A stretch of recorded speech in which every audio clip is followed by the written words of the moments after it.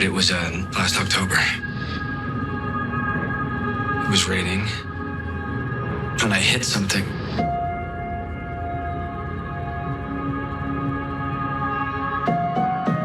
I got out of the car and I looked around. I checked, I didn't see anything, and I figured it was a deer that ran off.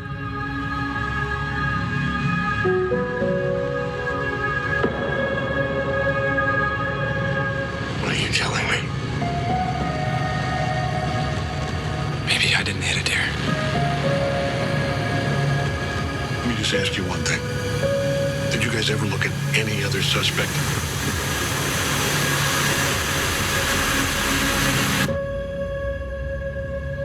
You know what to do.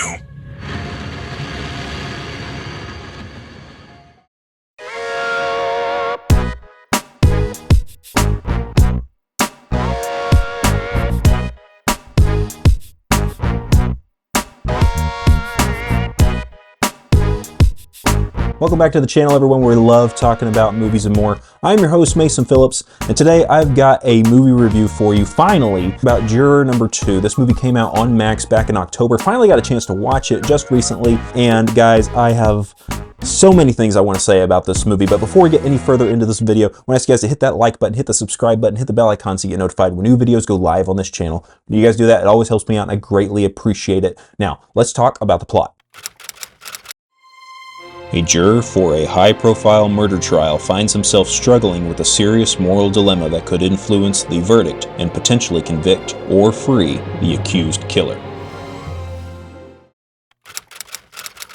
All right, so what was good about Juror number 2? This is absolutely one of my favorite movies that came out in 2024. I hate that it took me so long to see this movie, but thankfully, I really didn't know much about this movie going into it, and I went into it very, very blind, and so I popped it on Max a couple nights ago, and I was just floored from start to finish. I have to say, Clint Eastwood is still firing on all cylinders as a director. You know, the guy's in his 90s, but he is still hard at work making film after film. I love the movie Sully from a few years ago. That's one of my favorite Clint Eastwood movies, and he delivers another great one here with Juror number 2. He knows how to direct. He knows how to frame a scene. He knows how to bring characters together in a very interesting and dynamic way. And now I want to talk about, first and foremost, Nicholas Hoult. This is an amazing performance from Nicholas Hoult. So bought into everything that he was doing. You know, it's a very complex role for this guy because you think it's something so simple. You know, this guy that's selected for jury duty, what could go wrong? And I'm not really going to give away the plot of this movie because there is just, I was floored when I saw it. I knew next to nothing about it. And I know I'm getting this review out kind of late, but for any of you that haven't seen it, I'm telling you, go see Juror number 2. This movie was so riveting, so great. It leaves you with questions of good and bad and right and wrong, and is justice more important than truth? How should the justice system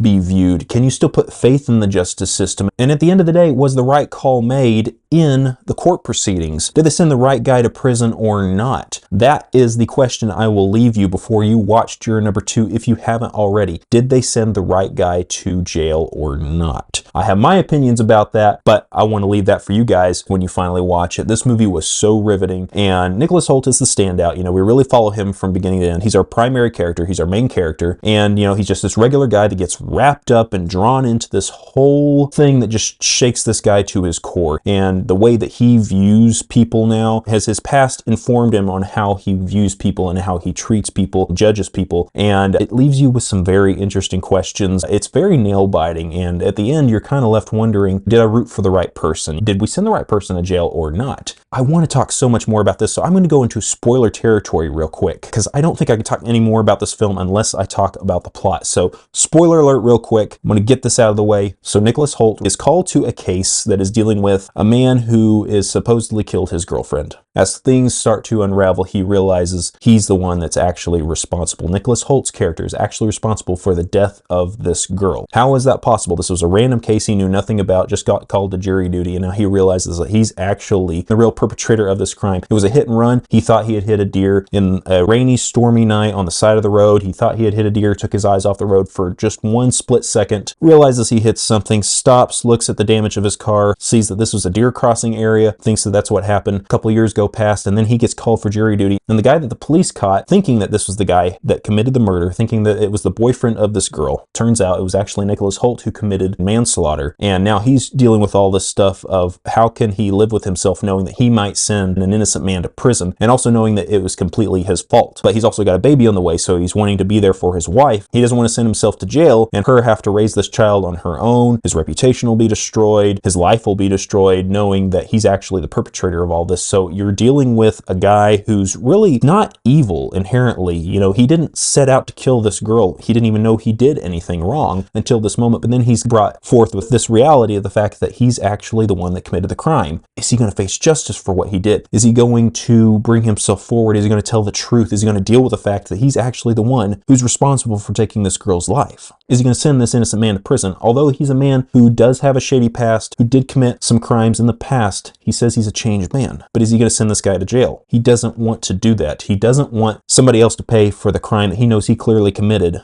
So his hope in all this is that he can get this guy proven innocent. And this is a jury that feels very strongly that this man is guilty. 100% guilty. Nicholas Hoult is the holdout. So it kind of turns into a 12 Angry Man situation for a little bit. If you know anything about that story, about that film, it kind of starts out that way, but turns out there's actually a little bit more to this. So his whole journey here is to try to get this guy acquitted, try to get him proven innocent, and also try not to get himself called out and try not to get himself revealed in all of this as well. And hoping that this whole thing would just go away. And at the end of the film, we're left wondering, will it go away? He did send the wrong guy to jail. He did send this guy to prison. He is responsible for sending an innocent man to jail. He says he did it to protect his family, but in his heart he knows he did wrong. And Toni Collette comes to the door and confronts Nicholas Hoult. She finally came to the realization she also prosecuted the wrong guy, and the real perpetrator of the crime is standing right in front of her. Knocks on the door opens. He sees her face to face. Is she going to let this go? What is their conversation going to be? That's where the movie ends. So you can kind of infer on what might happen at the end of this film, but I gotta say, it was just so riveting from beginning to end, and I loved this movie. I can't believe more people are not talking about it, and I'm so mad that Warner Brothers didn't try to put this movie out in theaters. They just dumped it on streaming, and this is not a movie that should just be seen as a simple streaming movie. It should have been given a chance to have a wide theatrical run. I'm telling you guys, give Juror number 2 a shot.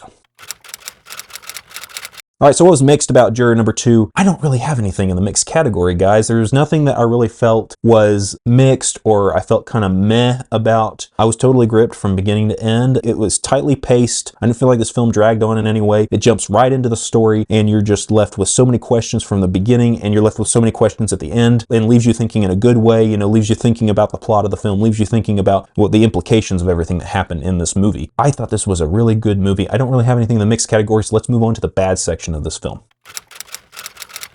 All right, so what was bad about Juror number 2? The only thing I got that was bad for this movie was that it was dumped on Max. This movie didn't deserve to be a simple streaming movie. It should have been given a wide theatrical release. So I gotta say, Warner Brothers made the wrong call with this one. I don't know if that was David Zaslav's decision or somebody else in charge at Warner Brothers, but this movie really should have been given a shot. Should have been given a chance. I mean, you got Clint Eastwood, of all people, directing your movie. Give his film a shot in theaters. I don't know a single film that he's made that hasn't been given a wide theatrical run. I think this might have been the first one. This movie should not have been dropped on streaming. It should have been given a chance to run in theaters. Final thoughts, guys. Juror number 2 was a riveting film from start to finish. Gripping crime drama, gripping courtroom drama. This film was so fun. Clint Eastwood still got it. He's still great at what he does. The acting was top notch. Nicholas Hoult did an amazing job in this role. I loved every second of it. And I'm still thinking about what happened at the end of that movie days after watching it. That movie has just stuck with me and I just thought it was so good, so well done. I've got nothing but great things to say about this movie. If I'm going to give this movie a rating, it's got to be a 4.5 out of 5 or an A- on the letter scale. I don't think this is a perfect movie, but this is a really good movie. So guys, go see Juror number 2 on Max right now. You will not be disappointed. I want to say I am doing a video right now, working on a video right now that is going to be ranking all the movies I saw in 2024. I'm trying to catch up on some films that I missed in 2024. Hoping to get that video out in the next week or so. It's going to be a little late, but it's going to come out at the end of January. So bear with me. I'm going to try to get that video out as soon as possible, but I just couldn't wait to talk about Juror number 2. This film was so good, so amazing. I loved every second of it. I thought this was a very well made film. Guys, do yourself a favor. Again, go see Juror number 2 if you haven't already. And if you have seen it, go down in the comment section and let me know what you thought of Juror number 2. Don't get spoilerish in the comments. I did go a little spoilerish in the video, but in the comments, let's try to be spoiler-free as much as possible. Go down in the comment section and let me know what you thought of Juror number 2. Before you go, remember to hit that like button, subscribe, and hit the bell icon so you get notified when new videos go live on this channel. When you guys do that, it always helps me out, and I greatly appreciate it. Hope you all have an awesome and a fantastic day, and I'll see you in the next video.